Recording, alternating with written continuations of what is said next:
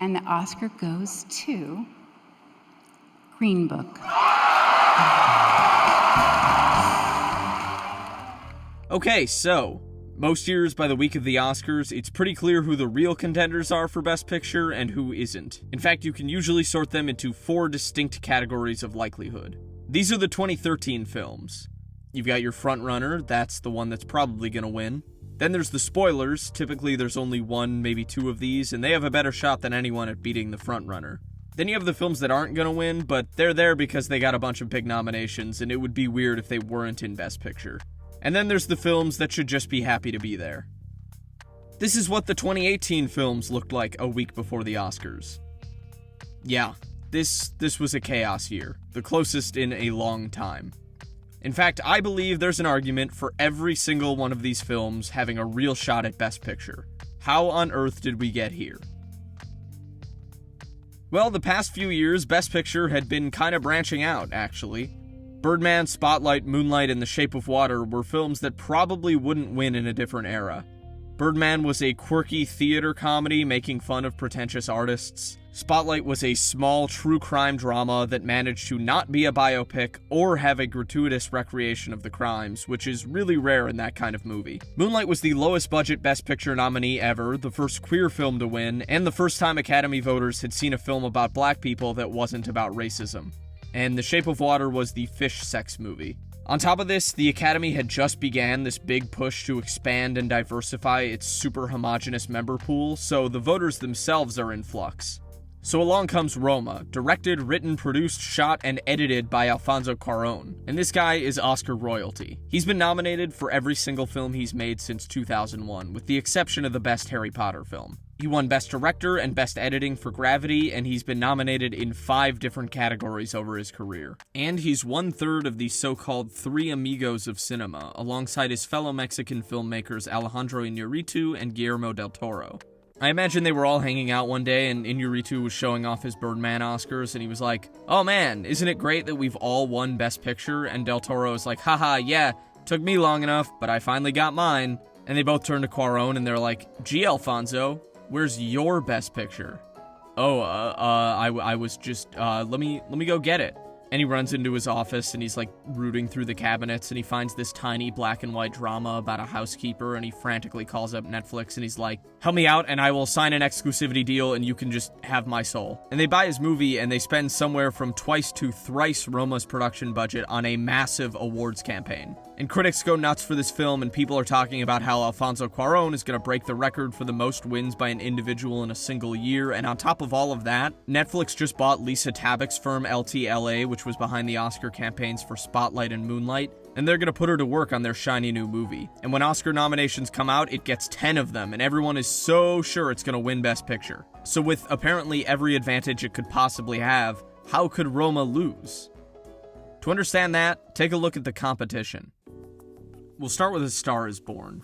This was the original frontrunner for Best Picture, early in the season before Roma took the lead and never let go. If you went to a lot of movies in 2018, you probably got annoyed on your 5th viewing of the trailer, where Bradley Cooper is playing the guitar and he's like, "Baby, it's time to live the old wisdom." And Lady Gaga comes in with the, You know what I mean. This movie had Oscars written all over it. It's an original musical, but it's also like the 3rd remake of a movie from 1937, and all of the ones before were Oscar movies. And it's Bradley Cooper's directorial debut, and Lady Gaga's first real film role, and even Sam Elliott is there for some reason. And there's just so much buzz around this movie, and it makes a ton at the box office, and that song Shallow was a big hit too. This was a Best Picture contender you could see coming from 1,000 miles away. Then you have The Favorite. This is a period comedy taking place in the 1700s where 2 Oscar winners are fighting each other to seduce and manipulate a future Oscar winner. And you know the Academy loves movies about British monarchs. It's not even the only Queen movie this year, and the Academy already likes director Yorgos Lanthimos because he's been nominated twice before. Black Panther is really interesting because, you know, superhero movies don't really get considered for Oscars outside of the technical awards. And no, it's not just because voters are snobs who wouldn't dare recognize big-budget VFX nonsense. Let's not forget that Avatar was a Best Picture nominee. No, it's because studios like Disney don't see a return on investment for the amount of money they'd have to put into a campaign for it to be successful. So they literally don't try. But with Black Panther, they saw an unprecedented critical acclaim for a Marvel movie and pounced by hiring an awards expert and pumping money into a campaign. It also didn't help that Suicide Squad alone had more Oscars than the entire MCU at the time. And if you think the Best Picture nomination was a fluke and it didn't have a real chance at winning, take a look at the Screen Actors Guild Awards. They gave their top prize to Black Panther! And actors, almost all of whom are in the Screen Actors Guild, make up the largest portion of the Best Picture voting pool. If actors really like your film, you've got a shot. Vice is probably the least likely winner here, which is something you might have said about The Big Short. The Big Short was a quirky comedy about people you've never heard of dealing with the 2008 subprime mortgage crisis from the director of a bunch of Will Ferrell movies. And despite all that, in 2016 it was nominated for all of the important categories, won Adapted Screenplay, and came a lot closer to winning Best Picture than you might think, because it did win the Producers Guild Award for Best Picture, which is one of the best predictors of the Best Picture Oscar that exists. So when Adam McKay announced his Dick Cheney biopic, Backseat, the whole awards industry knew it was going to be a Best Picture contender. They renamed it Vice, and it was nominated for every single award The Big Short was, plus Best Supporting Actress, a good shot at Best Actor, and a slam dunk win for Best Makeup. So if The Big Short could get so close to Best Picture, why can't Vice win it? BlacKkKlansman was an olive branch. Spike Lee's joints have a style and flair the Academy doesn't really like, and they've historically ignored his films, even when the larger critical consensus at the time was, Do the Right Thing is really good and should be up for Best Picture. That was 1989, and nearly 20 years later, the Academy is trying to forget that Do the Right Thing was snubbed, and the racism movies made by white people for white people poster child Driving Miss Daisy was crowned Best Picture. Well, since then, Spike Lee has really made a name for himself, and most other directors would have been given an apology win somewhere down the line. Do the Right Thing got him a nomination for Best Original Screenplay, which he lost. He was nominated in 1998 for Best Documentary, which he lost. And by 2016, they just decided to give him an honorary award as a way of saying, gosh, it sucks that we didn't want to give you a real one. But he kept making movies, and now he's made one of his most Academy-friendly films yet. It has a straightforward narrative, it's based on a true story, it has Adam Driver in it, and the racism is so clear-cut and over the top that none of the elderly voters will be offended when the literal Klansmen get beaten up. This is the best compromise Spike Lee could have handed the Academy, and now the Academy will never have to be reminded of Driving Miss Daisy again. Bohemian Rhapsody is not a good movie, so saith the critics. Any critic will tell you it's the weakest film of the Best Picture lineup, some going as far as saying it's embarrassing to see it nominated. They'll tell you the film is a conventional rock star biopic that wraps up all the tropes into a neat little package that's just not gay enough to get it banned overseas. But audiences see that the movie is about Queen, and it's got catchy songs, but it's not marketed as a musical, so they don't have to feel threatened. And if you have to put Oscar voters with one of these groups, they're obviously going to side with the critics, right? Not exactly, because they're a completely different group comprised of ultra-insider film industry people. And when they look at Bohemian Rhapsody, they see a behind-the-scenes nightmare that was stuck in development hell for years, got a bunch of rewrites because Queen didn't like how they were portrayed, lost its lead actor, had its director replaced halfway through shooting because of being outed as a pedophile, and somehow became a mostly coherent film that made almost $1 billion. You might see a crappy Queen cash grab, but Oscar voters see the greatest comeback story in years. And its 5 nominations make this really clear. Sound editing, sound mixing, and film editing are all jobs that are way more difficult when you have to merge 2 completely different versions of a movie together on a tight deadline. And Rami Malek was a relative nobody who joined this nightmare production as a replacement. On top of it, it's a musical biopic full of impressions of famous people in period costumes. That would have been in Best Picture talks even without all the behind-the-scenes stuff. I also want to give some honorable mentions to a pair of non-nominees. Damien Chazelle's First Man was coming off of La La Land, and this movie was an action-packed Neil Armstrong biopic, and it had Best Picture written all over it right up until the moment it wasn't nominated. This probably happened because Chazelle was exhausted from his Best Picture losing campaign for La La Land and decided not to participate. And without the film's director as the face of its awards campaign, they turned to its star, Ryan Gosling, who is infamously shy and not fit to lead a campaign. Then Fox News pushed a made-up controversy about the portrayal of the American flag in the movie, and that doesn't help when you're trying to win the favor of boomer awards voters. The campaign ended up leaning on co-star Claire Foy for Best Supporting Actress, but that didn't really work either, and by the time Oscar nominations came out, First Man only got a few nods for technical awards. But unlike First Man, people were actually surprised to see no Best Picture nomination for If Beale Street Could Talk. This was Barry Jenkins' follow-up to Moonlight, which actually won Best Picture, and our model actually has it above Bohemian Rhapsody. Personally, I think the film as a whole might have gotten a bit overshadowed by Regina King's performance. She was always a strong contender to win Supporting Actress, but she became a lock, and I think voters were content knowing that this movie will win something, so they didn't feel it needed a Best Picture nod. Also, you gotta dunk on former Best Picture winners by placing their movies below Bohemian Rhapsody. It's a power move. So finally, that brings us to Green Book. If you looked at all the other movies we've discussed, outside of Roma, they've all got this blend of typical Best Picture qualities and at least something unconventional and interesting that makes them stand out. Green Book does not. It's an inspiring period road trip story about how the power of friendship solves racism, with some great scenes where an extra from Little Italy teaches Mahershala Ali how to be black. It was painstakingly engineered to get white grandmas to say, "You know, I really enjoyed that Green Book. What a pleasant film." It was an unusual departure for Peter Farrelly, who previously did films like Dumb and Dumber and Movie 43, but he wasn't even the only director of dumb comedies there. And the Academy clearly didn't like his direction because he wasn't even nominated for Best Director. And all of that combined is why its Best Picture contention got pretty much ignored by the general public, and even most insider publications. So with all these films in place, the award season kicks off, and it can't make up its mind. If you don't follow a lot of Oscar seasons, basically there's a bunch of smaller award shows that happen before the Oscars which determine which films have momentum and which don't, and these precursors basically shape the entire race. These are voted on usually by critics or film industry people. Our model factors in hundreds of award shows and tons of other points of data, but the majority of predictions and models, whether they be from algorithms or from humans, are based on a handful of the most prominent precursors. The earliest momentum maker is the National Board of Review, which splits all of its big wins between A Star is Born and Green Book. Then Roma scoops up a bunch of critics awards, Roma wins some more critics awards, and then the Golden Globes happen and they're super weird. For context, the Golden Globes split Best Picture into two different categories, Best Motion Picture Drama and Best Motion Picture Musical or Comedy. So you might assume that A Star is Born would go into musical or comedy because, you know, it's a musical, and also because that's a way easier category to compete in, but for some reason they went for drama, which they were the frontrunner for because for some reason Roma wasn't even nominated, and then Bohemian Rhapsody, which is also a musical, also goes into drama and somehow wins it, alongside winning Best Actor in a Drama. Green Book wins Best Comedy over The Favorite, which was The Favorite to win, and everyone's really confused. Then Green Book wins at the Producers Guild Awards, and everyone goes, wait, what? As if Green Book hasn't been winning pretty consistently.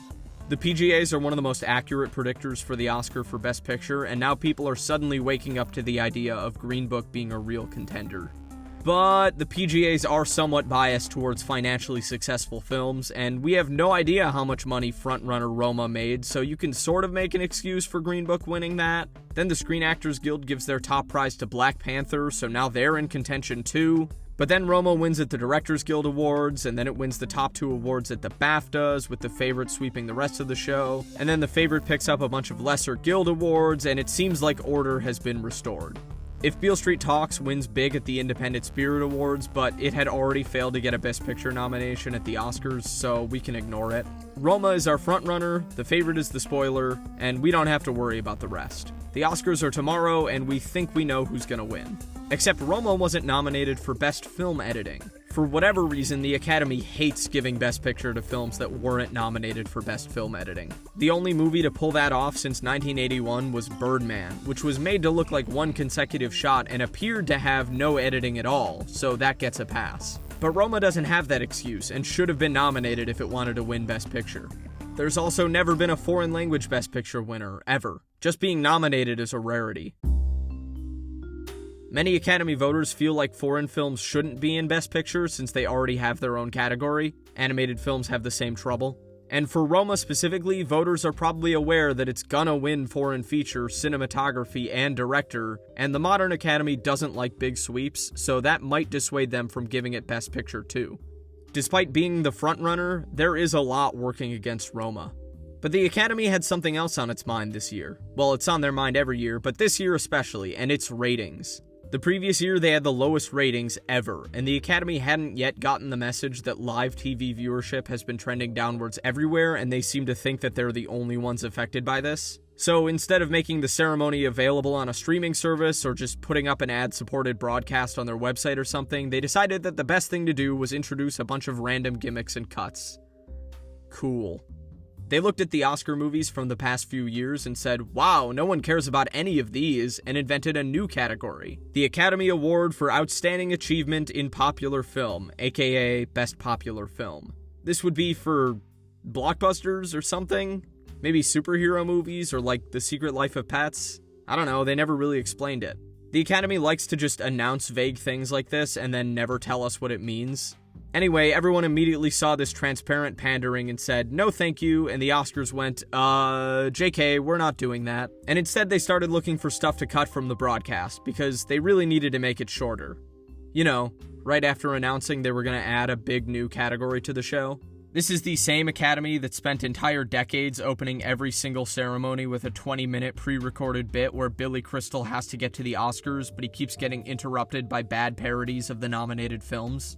They looked at their show and said, you know what this award show has too much of? Awards. So they picked 4 categories to give out during the commercial breaks: makeup and hairstyling, live action short, cinematography, and film editing. Why these 4 specifically? Who knows? Probably some kind of internal politics. There are definitely less popular categories than those. Like, I seriously doubt there was such a high demand for both sound editing and sound mixing that they just had to keep them both. And like, why live action short over documentary short or animated short? Why makeup and not costumes? Good God, why cut cinematography or film editing at all? So naturally people were unhappy, the Oscars quickly flip-flopped, and now we're gonna get all 24 awards shown in the broadcast. Then they try to cut the songs. For reference, the ceremony usually does performances of all of the songs nominated for Best Original Songs, but there have been years where they cut a few of them or all of them out of the show. They said they were going to cut 3 and only have performances of the songs from A Star Is Born and Black Panther, but the Academy once again reversed this decision and all 5 songs could be performed. And then there was the host situation. Initially, they got Dwayne Johnson to host. Unfortunately for the Academy, he had to drop out due to conflict with the shooting schedule of Jumanji: The Next Level. So they're like, okay, we need another host. It can be anyone, as long as they're not in Jumanji 2. So they picked Kevin Hart. And in classic Academy tradition, they immediately reversed their decision when a bunch of Kevin Hart's homophobic tweets got unearthed. Then they went back through past Oscar hosts, and shockingly, nobody wanted this thankless, exhausting, and highly criticized job. Personally, I don't see what the big deal with hosts is. Like, did people really find out Seth MacFarlane was hosting and go, oh my god, the Family Guy himself is hosting? I can't wait to watch ABC for 4 hours straight so I can hear him tell jokes about Argo. Anyway, they didn't have a host at all. The last time they did this was in 1989, and it opened with Rob Lowe and Snow White singing a medley of pop songs. It's no Billy Crystal in blackface, or Billy Crystal in blackface again as a callback to the original Billy Crystal in blackface, but it's still pretty hard to watch. But unlike all the other wacky changes, people were actually pretty cool with this one, probably because it was the one change the Academy didn't actually want to make. Besides, all the host really does is a late-night talk show monologue at the start, and then they pop in every half hour to force celebrities to pretend to enjoy jokes written by sweaty UCB interns backstage in a boiling hot closet. You know, comedy.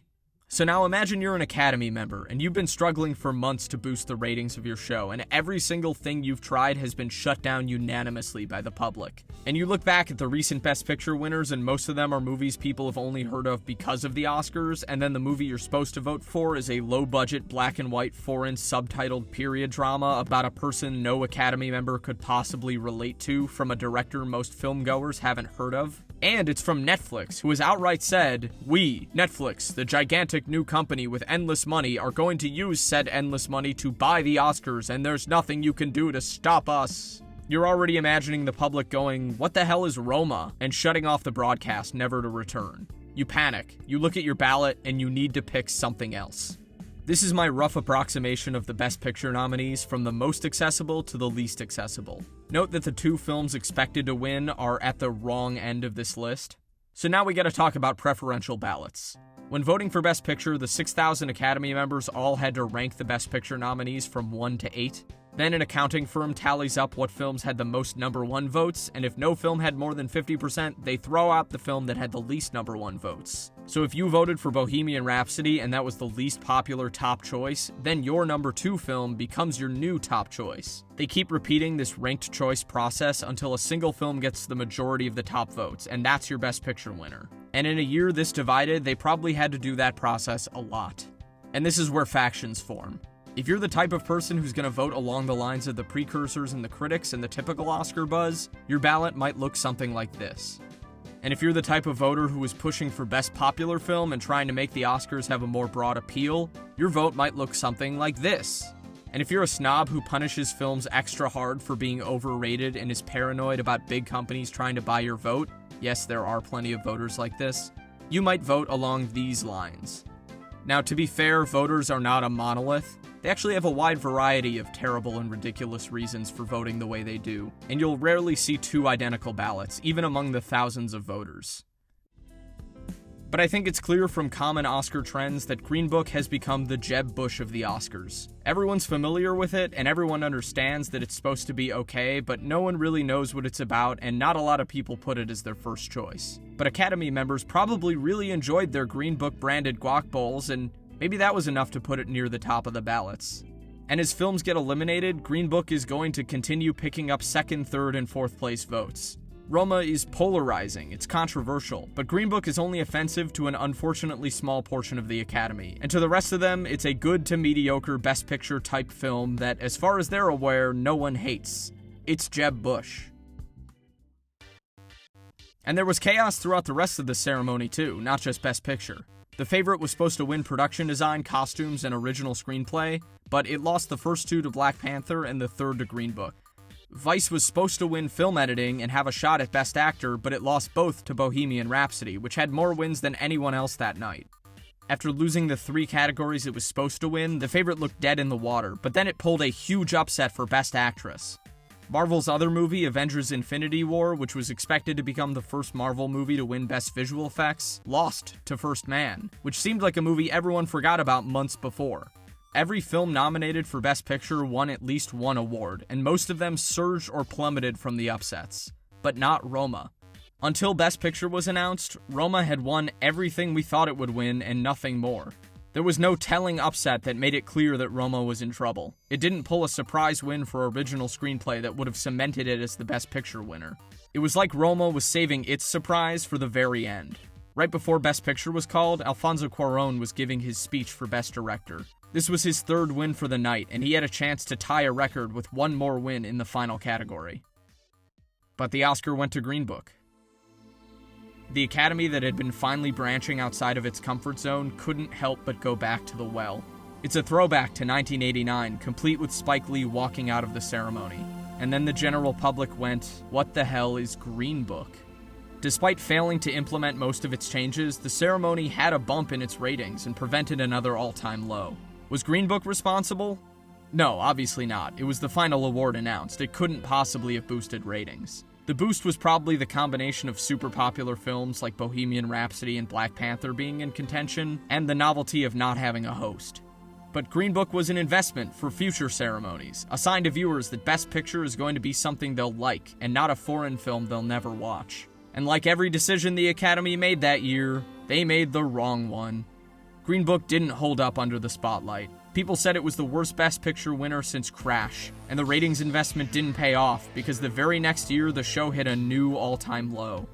They had a big box office hit with Joker and relatively popular films like Once Upon a Time in Hollywood and Ford v Ferrari, but that year was all about Parasite, the first foreign language Best Picture winner ever. It was a fun, exciting thriller horror comedy that everyone could understand. It was accessible. And without the combination of Roma expanding the Academy's definition of an Oscar film and Green Book making them look closed-minded and out of touch, Parasite wouldn't have pulled it off. Bong Joon-ho wouldn't have tied the record that Alfonso Cuarón was going for. So, was it a good thing that Green Book won after all?